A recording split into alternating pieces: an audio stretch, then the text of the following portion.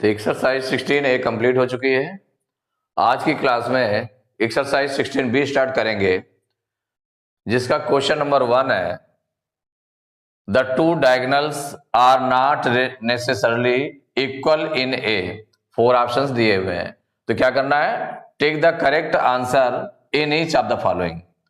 माने जो correct answer होगा उसमें टिक करना है, जो करेक्ट आंसर होगा उसको टिक मार्क करना है। तो क्वेश्चन नंबर 1 क्या है, the two diagonals are not necessarily equal in a. माने जरूरी नहीं है कि वो इक्वल ही हो। माने कौन से डायगोनल्स इक्वल हो, किस में? तो अगर रेक्टेंगल में देखें, are not necessarily equal in a diagonals, तो डायगोनल्स इक्वल नहीं है, तो किस में इक्वल नहीं होंगे? तो रेक्टेंगल में देखें तो रेक्टेंगल में diagonals are equal, the diagonals of rectangle are equal, equal होते हैं। स्क्वायर, स्क्वायर में डायगोनल्स आर इक्वल, स्क्वायर में भी इक्वल होते हैं। अब आइसोसेल्स ट्रेपीजियम में देखें तो आइसोसेल्स ट्रेपीजियम में भी डायगोनल्स इक्वल होते हैं। क्या होते हैं? डायगोनल्स इक्वल होते हैं। आइसोसेल्स ट्रेपीजियम, ट्रेपीजियम नहीं, आइसोसेल्स जो ट्रेपीजियम होगा उसमें डायगोनल्स आर इक्वल। तो अब कौन सा बच्चा? सी है रोम्बस। रोम्बस में कोई जरूरी नहीं है, it is not necessarily that diagonals are equal, कि डायगोनल्स इक्वल होंगे ये जरूरी नहीं है। तो इसका मतलब सी में रोम्बस, रोम्बस हो जाएगा। Rhombus is correct answer. The two diagonals are not necessarily equal in a rhombus. तो C option is correct option. Question number 2 है the length of diagonals of a rhombus are 16 centimetre and 12 centimetre. The length of each side of the rhombus is. Rhombus की each side find करना है, उसके diagonals given है। Rhombus suppose करिए कि rhombus आपका कोई एबीसीडी रोम्बस है जिसकी सभी साइड्स इक्वल होती हैं, तो एबीसीडी ये आपका रोम्बस है। इसके डायगोनल्स गिवन है AC और BD। AC आपका कितना गिवन है इसमें? 16 सेंटीमीटर, ये 16 सेंटीमीटर गिवन है। और BD जो सेकंड डायगोनल है BD, ये 12 सेंटीमीटर गिवन है। कितना गिवन है? 12 सेंटीमीटर। तो ये फाइंड करना है, 12 सेंटीमीटर है। कितना गिवन है? 12 सेंटीमीटर। तो ये फाइंड करना है कि लेंथ ऑफ ईच साइड, माने इसकी जो रोम्बस की होगी, जितनी साइड AB की होगी उतनी BC की होगी, उतनी CD की होगी, उतनी DE की होगी। तो the diagonals of a rhombus bisect each other at A right angle. Right angle means 90 degree पर, 90 डिग्री पर बाइसेक्ट करते हैं। तो इसमें सॉल्व करके देख लेंगे कौन सा करेक्ट आंसर है। Since the diagonals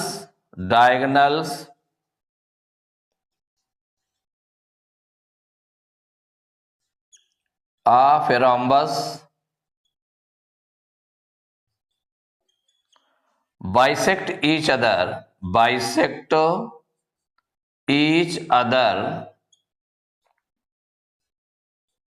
at 90 degree कह दें या राइट एंगल कह दें, दोनों सेम है।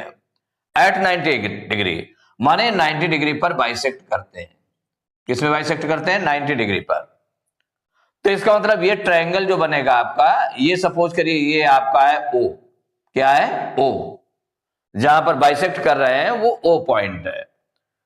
तो इसका मतलब हुआ कि ये जो आपके 90 डिग्री के अपोजिट साइड AB है, जो AB है, इसकी जो अपोजिट साइड क्या है? AB। AB ये हाइपोटेन्यूस होगी 90 डिग्री के अपोजिट साइड। इस ट्रायंगल में देख लें, ट्रायंगल AOB में, AOB ट्रायंगल अगर लेते हैं, राइट ट्रायंगल AOB है, इसमें 90 डिग्री के अपोजिट जो साइड है वो AB है। माने जो रोम्बस की साइड फाइंड करना है, इसका मतलब ये हाइपोटेन्यूस आपको फाइंड करना है। तो पाइथागोरस थ्योरम का यूज होगा। तो लेकिन अब ये OA और OB कितना हो जाएगा? क्योंकि ये बाइसेक्ट कर रहा है, डायगोनल्स क्या करते हैं? बाइसेक्ट करते हैं। इसका मतलब OA इक्वल टू हो जाएगा पूरा AC upon 2 and O B equal to B D upon 2। तो यहां पर दोनों निकालने, मीन्स ओ ए इक्वल हो जाएगा ए सी अपॉन 2 इक्वल, तो ए सी कितना है 16 है, तो 16 अपॉन 2 से डिवाइड करेंगे तो 8 सेंटीमीटर आ जाएगा। And O B equal to हो जाएगा बी डी अपॉन 2, माने जो डायगोनल है डायगोनल का हाफ हो जाएगा क्योंकि बाइसेक्ट कर रहा है, तो इक्वल हो जाएगा 12 अपॉन 2 से डिवाइड करेंगे तो कितना आ जाएगा 6 सेंटीमीटर। ओ ए आ गया 8 सेंटीमीटर, ओ बी आ गया 6 सेंटीमीटर। तो इन राइट ट्रायंगल आप ले लें, in right triangle A O B, इस राइट ट्रायंगल में जो बेस होगा 90 डिग्री का एंगल बनाने वाली जो दोनों साइड्स हैं, इसमें एक बेस होगा और एक होगा परपेंडिकुलर। तो इसका मतलब बेस क्या हो गया, बेस इसका नेम क्या है, बेस को आपने डाल दिया ओ ए, तो base O A equal to कितना निकला है 8 सेंटीमीटर। परपेंडिकुलर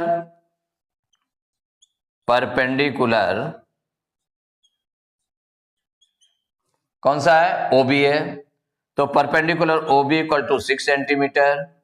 एंड आपको फाइंड क्या करना है, हाइपोटेन्यूज फाइंड करना है, जो 90 डिग्री के अपोजिट साइड है वो हाइपोटेन्यूज कहलाएगी। तो हाइपोटेन्यूज ये आपकी है ए बी, ये इक्वल, ये फाइंड करना है।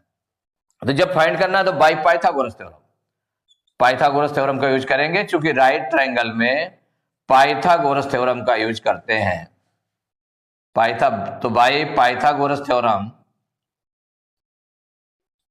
Hypotenuse square equal to base square plus perpendicular square.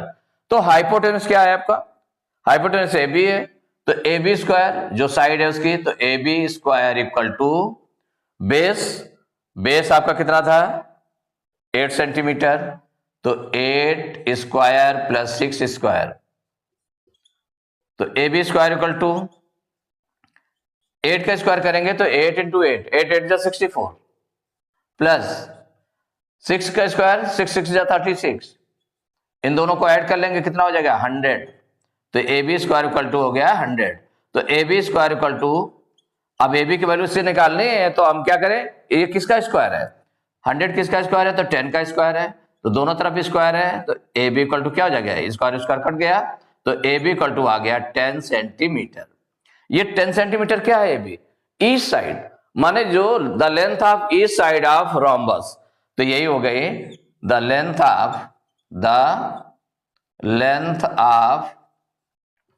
East side of rhombus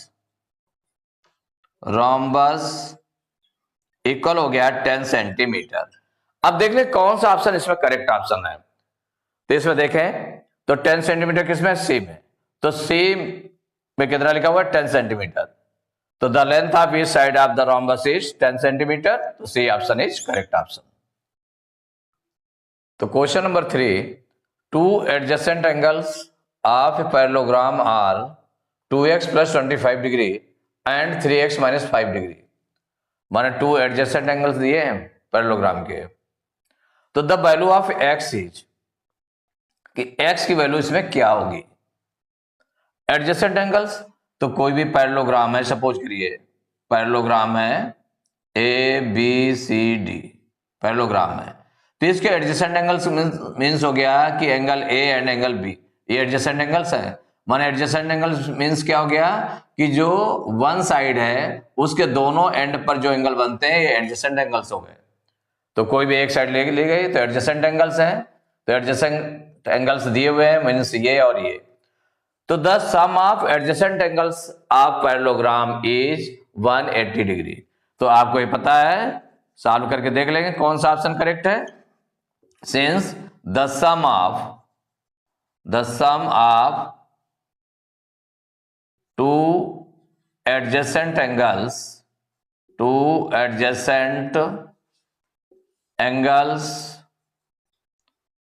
of parallelogram equal 180 degree, माने इनका 180 डिग्री होता है।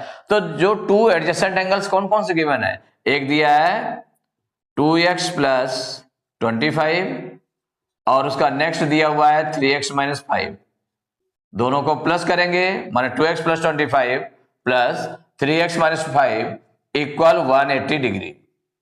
अब इसको सॉल्व कर लेते हैं।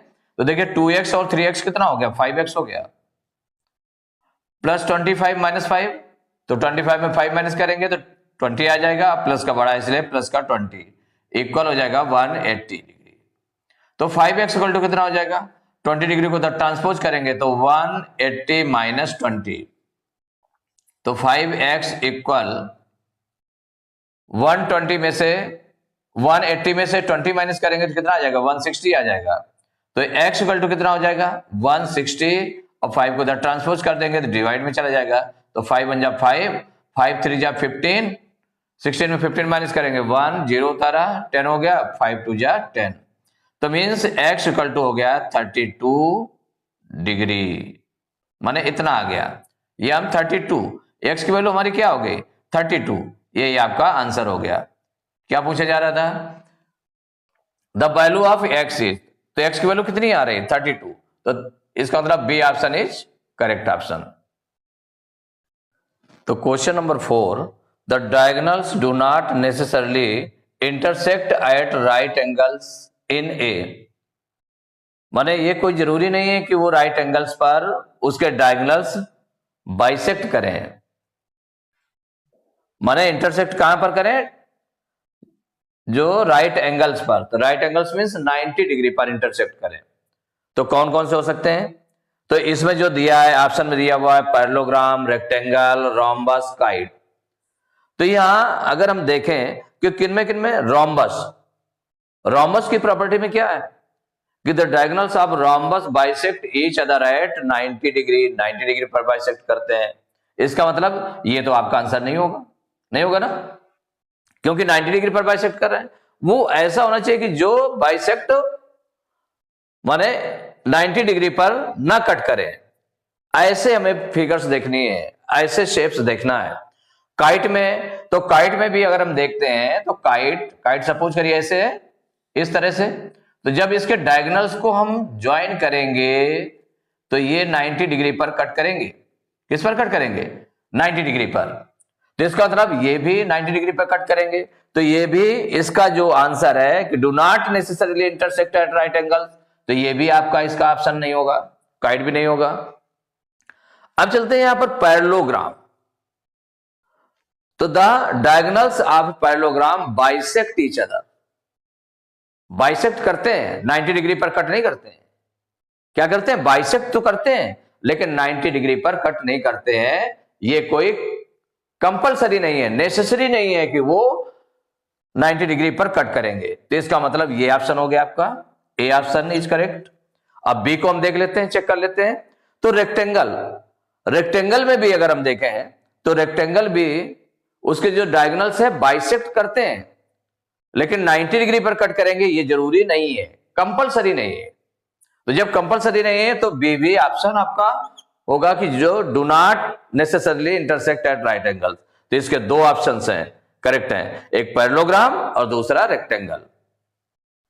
ये do not necessarily intersect eight, the diagonals do not necessarily intersect at right angles in a parallelogram and in a rectangle.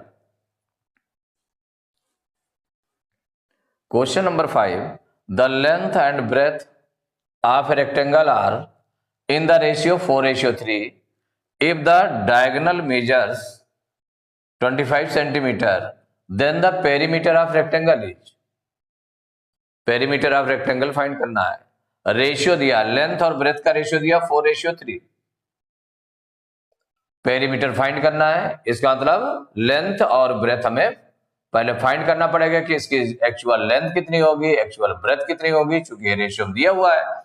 और डायगोनल मेजर्स 25 सेंटीमीटर, डायगोनल जो गिवन है 25 सेंटीमीटर। तो यहां पर 4 ऑप्शंस दिए हैं, कौन सा ऑप्शन करेक्ट होगा इसके लिए सॉल्व करके देखेंगे। तो the ratio of length and breadth, the ratio of length and breadth ये गिवन है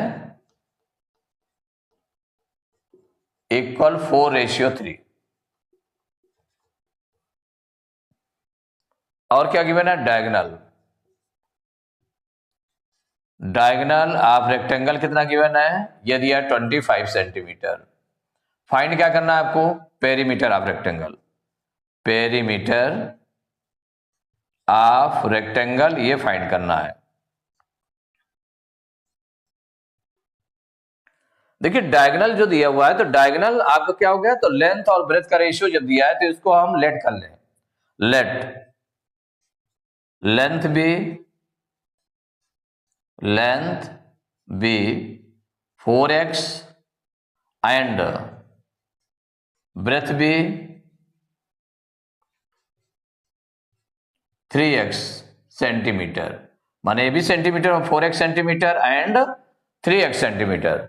ये आपने लेंथ और ब्रेथ लेट कर ली, क्योंकि ये कॉमन फैक्टर से या कॉमन वेरिएबल से इसको दोनों को मल्टीप्लाई करना पड़ेगा, तभी ये इन रेशियो को, तो ये लेंथ हो जाएगी एक्चुअल और उसमें x की वैल्यू आपको फाइंड करना पड़ेगा। जो x की वैल्यू आ जाएगी उसका मल्टीप्लाई इसमें कर देंगे 4 में और 3 में, तो वो क्या निकल आएगा, लेंथ और ब्रेथ, एक्चुअल लेंथ और ब्रेथ निकल आएगी। यहां पर डायगोनल गिवन है इतना 25 सेंटीमीटर। तो इनमें रिलेशन हम देख लें कि रिलेशन क्या होता है। डायगोनल जब गिवन है तो डायगोनल इक्वल होता भी है, लेकिन उसके बाद भी अगर हम पाइथागोरस थ्योरम को यूज करना चाहें तो उसका भी यूज कर सकते हैं। और एक क्या होता है कि diagonal square equal to length square plus breadth square, इससे भी कर सकते हैं। क्योंकि यहां पर अगर हम देखेंगे, अगर किसी डायगोनल को हम ज्वाइन करते हैं, ये आपका 25 सेंटीमीटर है और एक डायगोनल लेंथ को क्या लेट किया 4x और इसको 3x लेट किया है ब्रेथ को। यहां ये 90 डिग्री होता है, क्या होता है 90 डिग्री। तो यहां जो ये होगा डायगोनल होगा आपका, डायगोनल 90 डिग्री के अपोजिट साइड है। इस ट्रायंगल में अगर हम देख ले तो 90 डिग्री के अपोजिट साइड क्या है, डायगोनल है, माने 25 सेंटीमीटर है। तो इसका मतलब ये AC जो है ये हाइपोटेन्यूस हो गया, और 90 डिग्री का एंगल बनाने वाली एक साइड लेंथ हो जाएगी और ये ब्रेथ हो गई इसकी, माने यहां पर ये बेस हम कह सकते हैं और ये परपेंडिकुलर कह सकते हैं, इसको बेस और परपेंडिकुलर कह सकते हैं। या हम ऐसे कहते हैं कि इसमें एक फार्मूला भी इससे निकल सकता है, जैसे कि h square equal to base square plus perpendicular square. तो यहां पर h क्या है, हमारा डायगोनल है, इस means diagonal square equal to length square plus breadth square. इस फार्मूले का हम यूज कर ले यहां पर, तो क्या हो जाएगा फार्मूला यूज करने पर, तो diagonal square equal to length square plus breadth square, माने ये यूज कर लिया।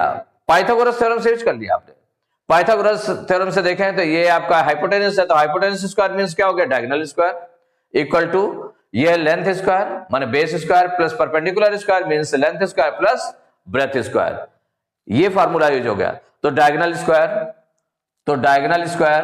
कितना गिवन है इसमें 25 दिया हुआ है, तो 25 का स्क्वायर इक्वल लेंथ कितनी दी हुई है 4x आपने लेट किए, तो 4x का स्क्वायर प्लस ब्रेथ है 3x, तो 3x का स्क्वायर 25 का स्क्वायर, तो 25 इंटू 25, तो 25 इंटू 25 करेंगे तो 625 आ जाएगा इक्वल 4x का स्क्वायर, तो 4x इंटू 4x, तो 4 4 जा 16 और x का मल्टीप्लाई हो जाएगा x square plus 3x square, 3x का होल स्क्वायर मीन्स हो गया 3x इंटू 3x मीन्स हो जाएगा 3 3 जा 9 और x का मल्टीप्लाई हो जाएगा x स्क्वायर। तो यहां हो गया 625 इक्वल 16 और 9 को प्लस करेंगे तो 25x स्क्वायर।